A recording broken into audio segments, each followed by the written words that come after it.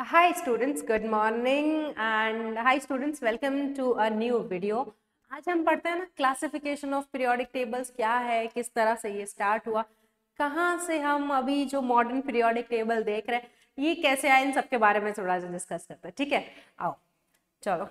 तो एक्चुअली ये स्टार्ट करने से पहले क्या है ना कि पीरियोडिक टेबल जरूरी क्यों है हमारे लिए, पीरियोडिक टेबल जो है वो क्यों इंपॉर्टेंट है, क्या इसका यूज है क्या नहीं है वो देखेंगे। ठीक है, पहले एक्चुअली क्या हुआ ना कि हमारे पास, मान लो कि हमारे पास पहले हाइड्रोजन था। ठीक है, अब अगर बस मेरे पास हाइड्रोजन है तो इफ मैं ये आपको बोलूं कि बेटा मेरे पास ना बस हाइड्रोजन है एंड उसके बाद लिथियम, हाइड्रोजन के सारे प्रॉपर्टीज पढ़ना है, फिर लिथियम के सारे प्रॉपर्टीज पढ़ना है, फिर हमने एक एक करके बेरिलियम, बोरोन, ऐसे सबके एक एक करके प्रॉपर्टीज पढ़े, तो एक बार सोचो ना कितना टाइम हो जाएगा उसमें, है ना। आधा सिलेबस तो उसी में खत्म हो जाएगा, है ना। ठीक है, आधा टाइम। तो इसकी वजह से हमने क्या कर दिया, ऐसे ग्रुपिंग, ताकि हमको ना पढ़ने में इजी हो। और ग्रुपिंग भी कैसे किया कि जो ग्रुप है, एक ग्रुप की सारी प्रॉपर्टीज लगभग लगभग जो है वो सिमिलर होगी। ठीक है, चलो परफेक्ट। अब ये जो डिस्कवरी हुआ ना, डिस्कवरी ऑफ पीरियोडिक टेबल, ये बहुत स्टेजेस में हुआ है। ऐसा नहीं हुआ कि अरे सो के नींद से उठे और अचानक से पता चला कि ओ मॉडर्न पीरियोडिक टेबल, ऐसा नहीं हुआ। एक्चुअली इसके पीछे भी बहुत सारे, मतलब इतने सारे साइंटिस्ट आए, कुछ ना कुछ उन्होंने बोला। तो क्या बोला, किस तरह से स्टार्ट हुआ, देखो पहले हमारे जो एंटोनी लवोशियर है वो आए, उन्होंने 33 एलिमेंट्स थे वहां पे, उसको थोड़ा सा बोला कि चलो इसके बारे में, ये एक्चुअली आपके सिलेबस में नहीं है बट पता होना चाहिए कि ये पहले लवोशियर ने दिया। तो उसके बाद डॉबरनियर ट्रेड्स था। डॉबरनियर ने क्या किया, तीन तीन एलिमेंट को ऐसे प्लेस कर दिया कि दो जो फर्स्ट एंड थर्ड है उन दोनों का जो मीन है, अरिथमेटिक मीन होगा सेकंड का एटॉमिक मास। ठीक है, थर्ड ये बोला उन्होंने, थर्ड न्यूलैंड ने अपना दे दिया कि न्यूलैंड ने बोला एक बात बताओ, सब अपना अपना दे रहे हम भी कुछ दे देते हैं। ठीक है, अब न्यूलैंड भाई साहब ने क्या किया, जैसे अच्छा पियानो जानते हो, पियानो क्या होता है, तो जो पियानो होता है ना, जैसे उसके कीज हैं, हर 8वें एलिमेंट के बाद वो जो है फर्स्ट एलिमेंट, फर्स्ट कीज के साथ मैच करता है, राइट। तो वैसे ही एग्जैक्टली उसी तरह से जो हमारे न्यूलैंड भाई साहब है, उन्होंने क्या किया, जैसे उन्होंने अपना पीरियोडिक टेबल अरेंज किया कि एवरी 8th एलिमेंट, जो 8वां एलिमेंट है, वो फर्स्ट एलिमेंट के प्रॉपर्टीज के साथ मैच कर रहा है। ठीक है, फॉर एग्जाम्पल मान लो ये A B C D E F, कितना हुआ, 1 2 3 4 5 6। ठीक है, अब ये जो होगा ये विल रीच आउट कि पहला प्रॉपर्टी क्या है, पहले के साथ इसका same to same property match कर। बट इसमें भी कुछ गड़बड़ी थी, इसमें भी कुछ कमियां थी। ठीक है, तो फाइनली उसके बाद ये जो मेंडलीव भाई साहब ने दिया, ये मेंडलीव भाई साहब ने एक प्रॉपर टेबुलर फॉर्मेट में दिया। ठीक है, प्रॉपर टेबुलर फॉर्मेट में मेरा क्या कहने का मतलब है कि अभी तक हम बस ना ऐसे 3 3 एलिमेंट, 4 4 एलिमेंट या फिर 8 एलिमेंट ऐसे देख रहे थे, बट मेंडलीव भाई साहब ने एक प्रॉपर टेबल के हिसाब से दी। तो हमको पढ़ना यहीं से है। ठीक है, ये मेंडलीव से ही पढ़ना है, बिकॉज ये तीन आप अपने क्लास 9th में पढ़ के आए हैं। स्टिल हम, मैंने अगर ये पढ़ना है तो हम वापस एक वीडियो बना रखे हैं, उसमें आप जाके एक बार देख लीजिए। सो अभी हम पढ़ेंगे ये, बिकॉज ये इंपॉर्टेंट है। यहाँ से Mendeleev, then we will come to a modern periodic table that is discovered or that is arranged by our Henry Moseley. Fine, okay. इन सब में अच्छा ये डेट्स वगैरह याद रखने की जरूरत नहीं है आपको, इन डेट्स को याद रखने की जरूरत नहीं, जस्ट फॉर योर इन्फॉर्मेशन मैंने ये बताने के लिए कि किसके बाद क्या हुआ है, कैसे हुआ है, उसकी वजह से ये इन्फॉर्म डेट्स दिए, अदरवाइज ऐसा डेट्स कोई मैंडेटरी नहीं है। ठीक है, अच्छा ओके।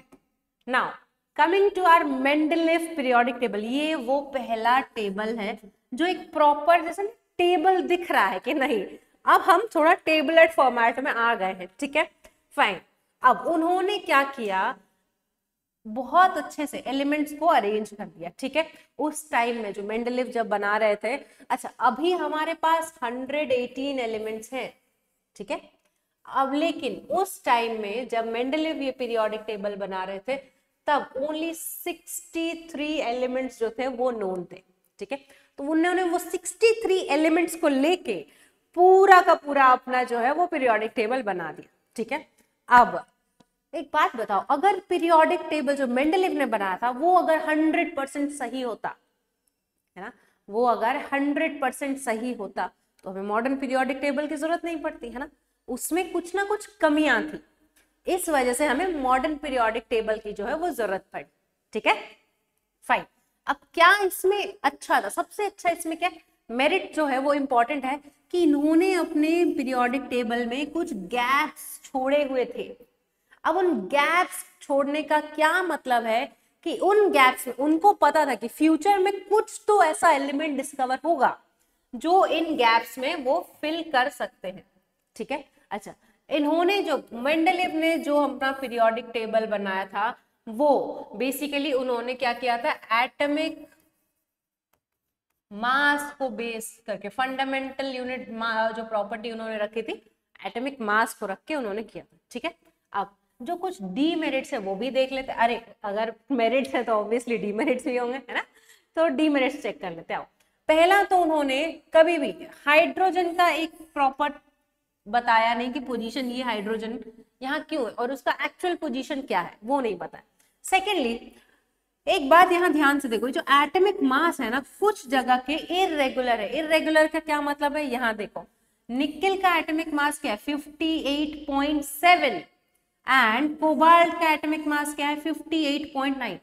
टेक्निकली निकेल पहले होना चाहिए था कोबाल्ट से, बट बहुत जगह उन्होंने ये किया कि जिसका एटॉमिक मास बाद में आ रहा है उसको पहले रख दिया, जिसका पहले आ रहा है उसको बाद में रख दिया, ऐसे कई जगह हुई थी। ठीक है, अब थर्ड डीमेरिट क्या है, उन्होंने आइसोटोप्स के बारे में कुछ नहीं बताया। आइसोटोप्स इन द सेंस कि जिनका एटॉमिक मास जो है ना वो अलग अलग है। अब उन्होंने क्या बोला कि अगर किसी का एटॉमिक मास अलग अलग है तो अच्छा, जैसे कि हमारा कार्बन है, कार्बन 12 भी हमारे पास है, कार्बन 13 भी है, कार्बन 14 भी, इनके बारे में उन्होंने कुछ नहीं बोला कि ये कहाँ रहेंगे। ऑब्वियसली बात है, जब वो मास के बारे में बता रहे थे।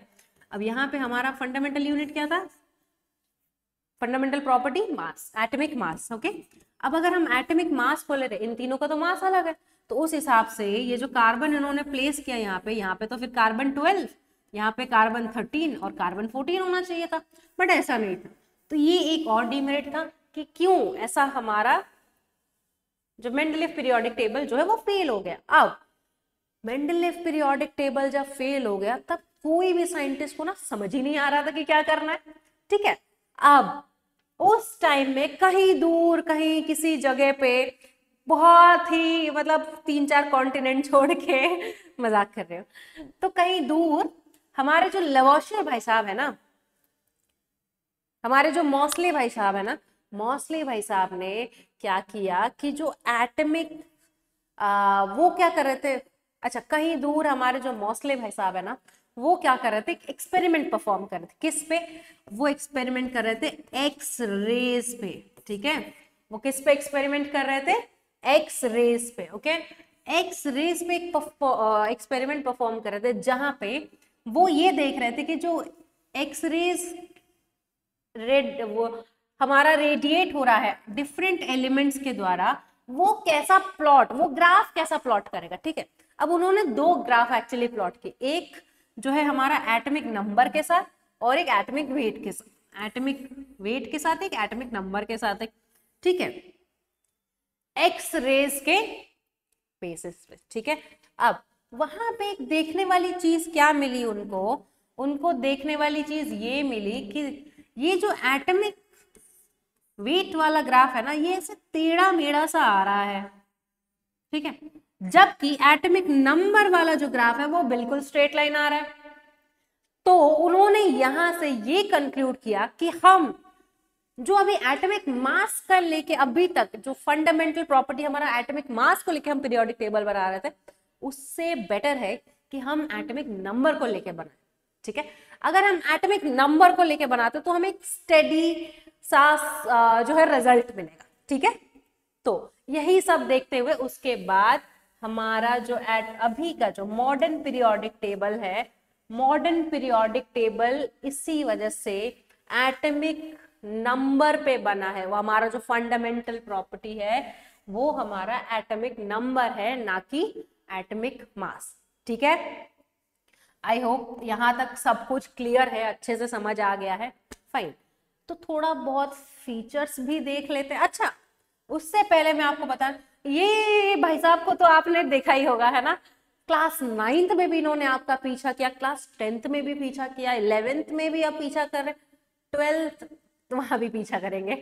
ये भाई साहब आपका पीछा कभी नहीं छोड़ने वाले। तो आपको इनको याद कर, आप जितनी जल्दी इनको याद कर लेंगे उतना अच्छा है, ठीक है, क्योंकि ये वो आपके वो रिलेटिव है ना, वो रिश्तेदार हैं आपके जो आपके पीछे पड़े ही रहेंगे, ठीक है, जिनको आप अपने से दूर भी नहीं कर सकते, आप इनको पास भी नहीं रख सकते क्योंकि आपको इनसे कोई प्यार है नहीं, दूर नहीं रख सकते क्योंकि ये टपक ही पड़ेंगे। तो ये वो भाई साहब है, ठीक है। चलो, यहाँ आने से पहले थोड़ा बहुत फीचर्स देखते हैं कि क्या है मॉडर्न पीरियोडिक टेबल का फीचर्स, कैसा है क्या है। इसके जो ये मॉडर्न पीरियोडिक टेबल है हमारा, इसको हमने बेसिकली एटॉमिक नंबर के बेसिस पे ही ऑर्डर किया, ठीक है, इंक्रीजिंग ऑर्डर, मतलब जो पहले है हमारा hydrogen, that is atomic number 1, let's say 2 3 ऐसा, बेरिलियम, ऐसा करते करते हम गए, ठीक है। तो एटॉमिक नंबर पे हमने इसको किया अरेंज, फाइन। अब यहाँ पे 7 हॉरिजॉन्टल रोज है, that is called periods, and 18 vertical columns, that is called groups. Okay, अब यहाँ पे बहुत बार कंफ्यूजन होता है कि मैम हमें यही नहीं पता चलता कि पीरियड कौन सा है और ग्रुप कौन सा है ना। अच्छा, पी लिखते वक्त, जब पी ऐसे लिखना है, याद रखना है, पी लिखते वक्त तुम्हारा लाइन ऐसे जा रहा है ना, तो दिस इज, ये पी है, ऑब्वियसली ऐसे लिखते हो, तो ये जो पी वाला लाइन है ऐसे जो जाएगा दैट इज पीरियड। जो ग्रुप लिखते हो ना, हमेशा देखो स्टार्ट कहां से करते हो, you always come down, isn't it. तो ये अप एंड डाउन होता है, down then up then down, तो हमेशा याद रखना this is called group. And ऐसे अगर वर्टिकल ऐसे मूव करोगे हॉरिजॉन्टली तो वो है आपका पीरियड, अंडरस्टूड। ये छोटा सा ट्रिक है, याद रखना, क्योंकि बहुत बार आप कंफ्यूज हो गए पीरियड कौन सा है, ग्रुप कौन सा, मैम गड़बड़ हो रहा है, समझ नहीं आ रहा है। हमारे पास हर चीज का सोल्यूशन है, ठीक है। चलो फाइन, कमिंग टू, अब इन ग्रुप को जो ग्रुप्स में डिवाइड हुई वो सेम फिजिकल और केमिकल प्रॉपर्टी दिखा रहे थे, जैसे जैसे तुम मूव करते जाओगे सेम फिजिकल प्रॉपर्टी ही शो कर रहे थे, ठीक है, ग्रुप्स वाइज, फाइन। अब अगर हम ग्रेजुअली, ओके, देखो एटॉमिक साइज क्यों बढ़ेगा बाबू, एक बात बताओ ना, अगर हम नीचे नीचे जैसे जैसे मूव करेंगे तो हम अपना एक एक शेल बढ़ाते जा रहे हैं, यहाँ पे एक शेल था, यहाँ 2 शेल है, यहाँ 3 हो जाता, तो ऑब्वियस सी बात है साइज बढ़ेगा, इसमें इतना कोई दिमाग लगाने वाली बात है नहीं, ठीक है।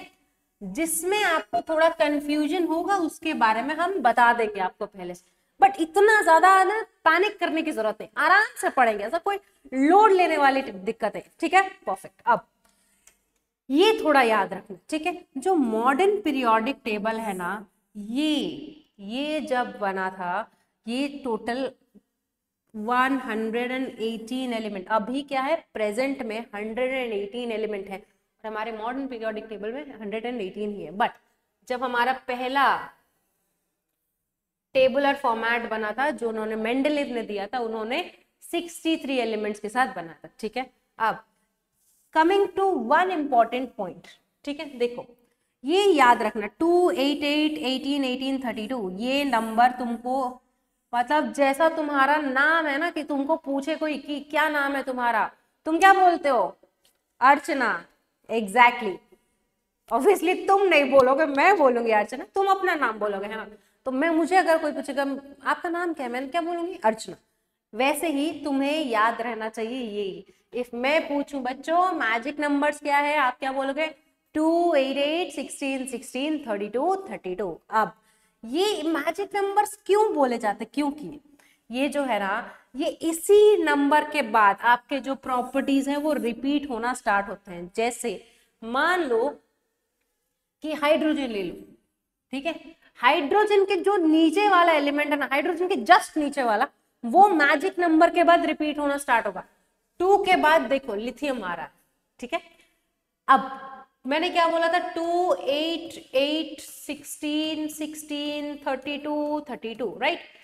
इसको, इसमें 2 ऐड करो, एग्जैक्टली इसका नीचे का, इसमें एग्जैक्टली 8 ऐड करो, ये आएगा, है ना।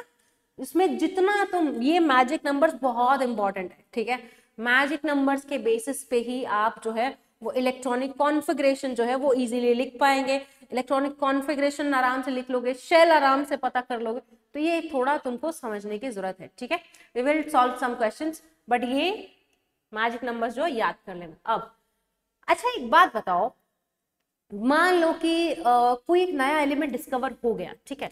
अच्छा उसका नाम क्या रखेंगे? ऐसा तो नहीं रैंडमली चिंटू मिंटू सोनू मोनू ऐसा रख, ऐसा तो नहीं होगा। क्या रखेंगे उसका नाम? तो कि बहुत बार ऐसा हुआ ना कि मान लो कि एक साइंटिस्ट ने डिस्कवर किया, आधा डिस्कवर हुआ है, ठीक है, दूसरे साइंटिस्ट ने आधा, अब दोनों ने लड़ाई करना शुरू कर दिया कि हमारे नाम पे रखो, हमारे नाम पे रखो, ठीक है, मैं रखूंगा उसका नाम। तो ये सब झगड़ा वगड़ा हटाने के लिए ना अब IUPAC बोला कि हटाओ यार, मैं रखता हूँ नाम, ठीक है। वो बॉस वो होता है ना कि तुम मैनेजर होता है ना कॉर्पोरेट में कि तुम्हें कुछ नहीं आता, तुम्हें कुछ नहीं आता, सब मैं ही, अपनी भगवान है वाला, वो वाला सीन है। तो ये नॉमेनक्लेचर वाला जो इन्होंने बोला कि नॉमेनक्लेचर में क्या दिक्कत है, नॉमेनक्लेचर पहले क्या होता था ना, ये जो साइंटिस्ट है ये लोग या तो ये अपना नाम दे देते थे या फिर ये खुद से कोई नाम अपना उनको बोल देते कि ये नाम पे ही आपको रखना पड़ेगा, तो बहुत कंफ्यूजन होता। तो IUPAC ने कुछ उनको रेकमेंड किया कि जब तक वो प्रॉपरली डिस्कवर नहीं हो जाता हम उसको कुछ नाम देंगे, जब प्रॉपर डिस्कवर हो जाएगा तो भी हम ही नाम देंगे, तुम कुछ नहीं कर सकते, जो है हम ही है बस, ठीक है, अपनी भगवान है, वो वाला सीन है, ठीक है।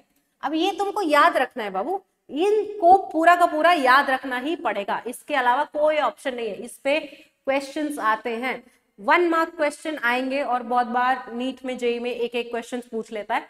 तो ये या तो तुमको अच्छे से या तो आएगा या फिर नहीं आएगा, गलत करोगे तो प्रॉब्लम है। बहुत छोटी सी चीज है, देख लो, 0 को तुम बोलोगे नील, ठीक है, 0 को नील, 1 को उन, 2 को बाई, ऐसे बोलते हैं, ठीक है। अगर मान लो कि जैसे 101 है, ठीक है, अच्छा 1 को क्या बोलते हैं? 1 को उन, ठीक है, हमने लिखा उन।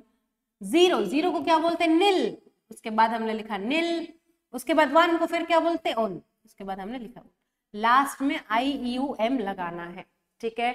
इतना इजी है ये, अगर ये याद है तो यू कैन राइट किसी का भी नोमेनक्लेचर, ठीक है। 104 ट्राई करते हैं, 1 को क्या बोलते हैं? उन, 0 को क्या बोलते हैं? नील, 4 को क्या बोलते हैं? 4 को क्या बोलते हैं बच्चों? QUADIUM, ठीक है। अरे ये नहीं दिख रहा है, ये ट्राई पे सर्कल कर दिया मैंने, क्वाड बोलते हैं, ठीक है। उन, नील, क्वाड, IUM सबसे लास्ट में लगाना है। आई होप यहां तक सब कुछ अच्छे से समझ आया होगा। उसके बाद ओके, ये where to place new elements, क्या कहाँ कैसे प्लेस करना है, ये हम नेक्स्ट क्लास पढ़ेंगे। आई होप यहाँ तक सब कुछ समझ आया, उसको नेक्स्ट क्लास रिवाइज करके आना, then we will go with the next topic, ठीक है। जल्दी जल्दी इसको खत्म करने का, क्योंकि इस चैप्टर में ऐसा ज्यादा कुछ है नहीं, आराम से इसको बिल्कुल दिमाग शांत रख के पढ़ना। ये चैप्टर इतना आसान है, एक बार समझ के तो you can solve any question, ठीक है। चलो आई होप चल जल्दी आपसे मिलते हैं next class with a new topic, and until then I hope आप रिवाइज करो अच्छे से। चलो अंटिल देन बाय बाय।